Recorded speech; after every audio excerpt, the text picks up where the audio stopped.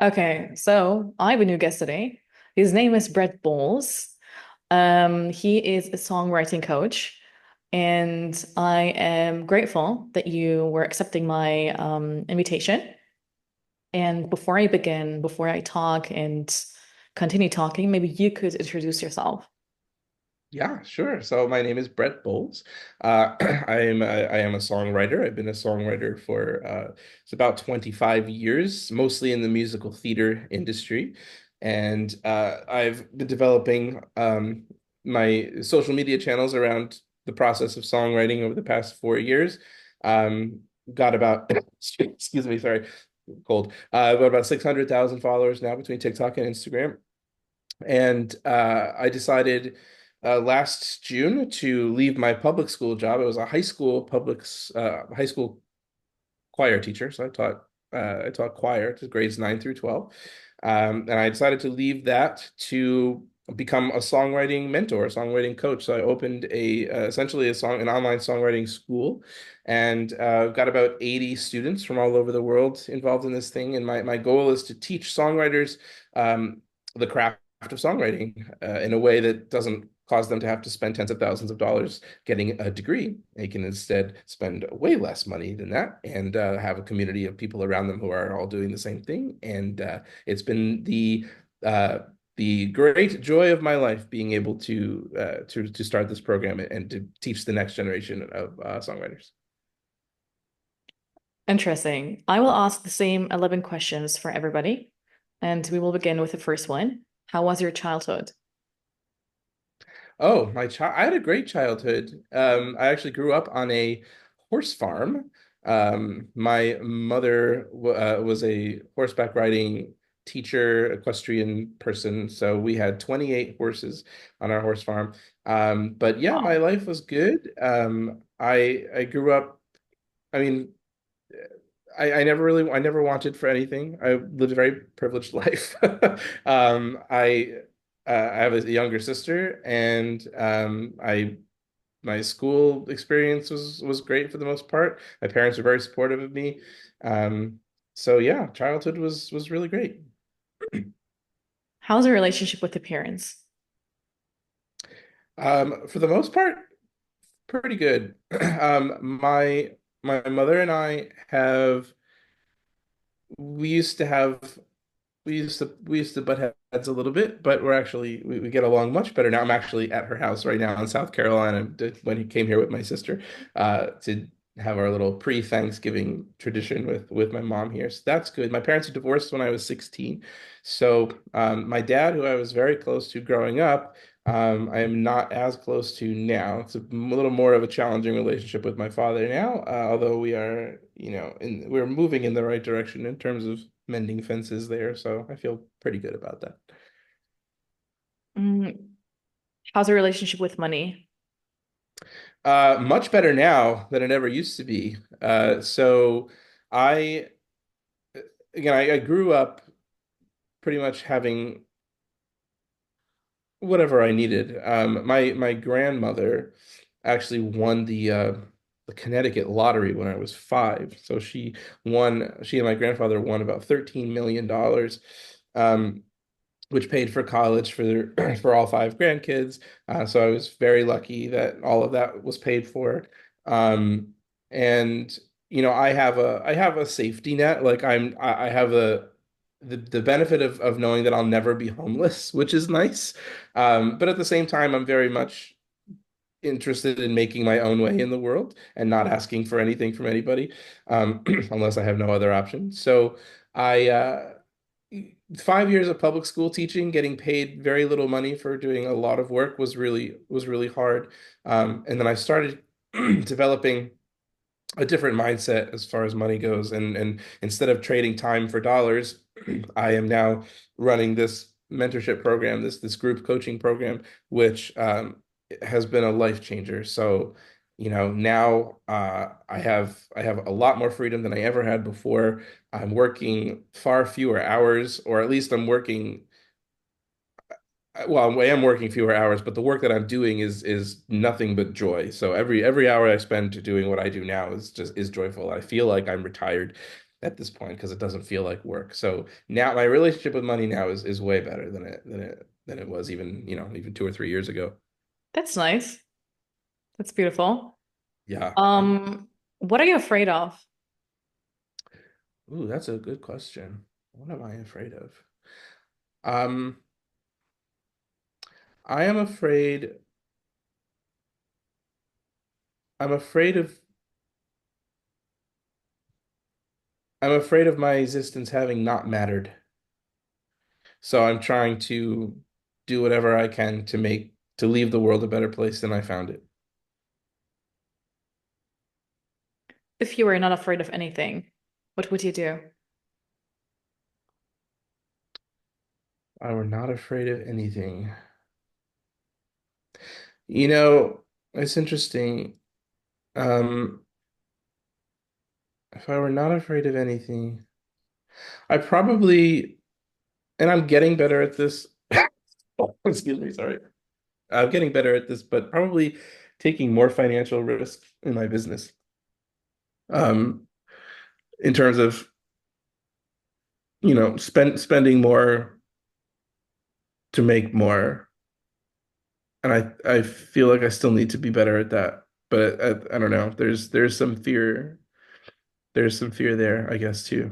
But yeah, if I wasn't afraid of anything, I would probably take more risks.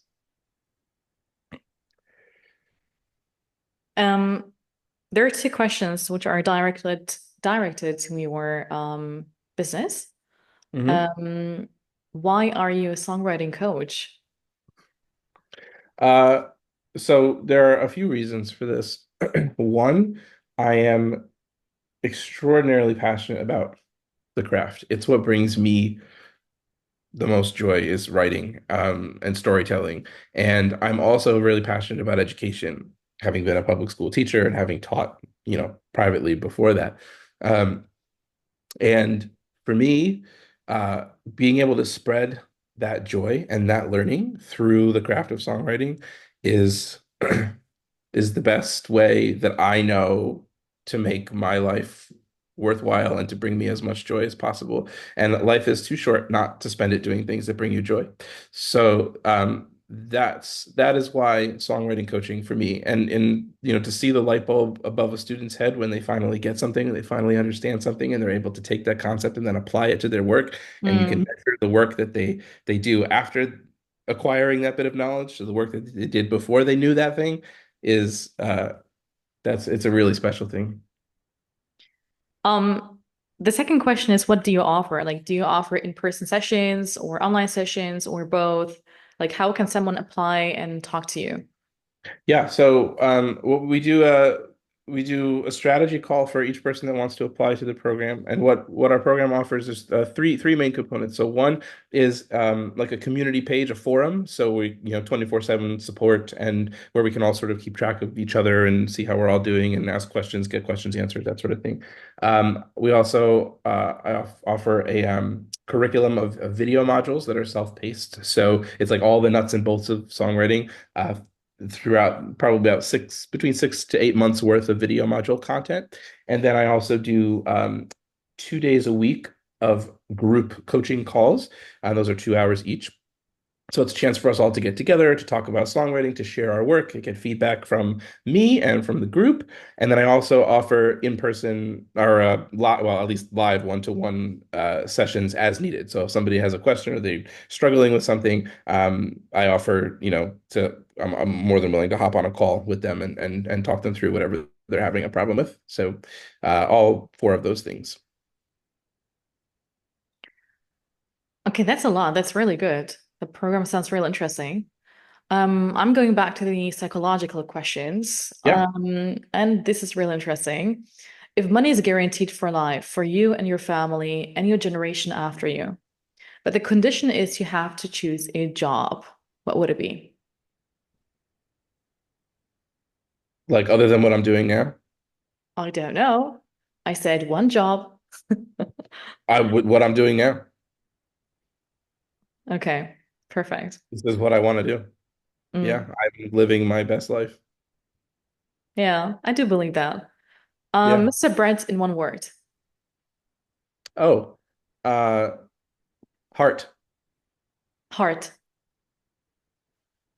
You're the first one saying that. Yeah. At 36 guests, and you're the first one.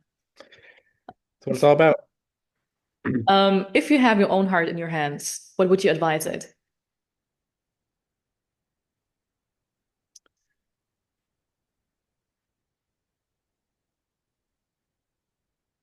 They're good questions. If I had my own heart in my hands, what would I advise it?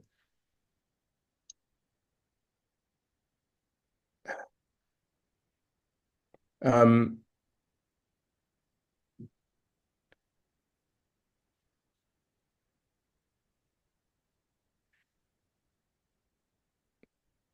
don't don't ever lose track of your purpose. What's the best moment in your life? The moment my children were born. Any regrets? No, because I think you learn something from every experience, whether good or bad. And I've had plenty of bad experiences in my life, but I don't regret them because I think I've learned something from each of them. I think they've made me a stronger person. The last question is, what makes you you?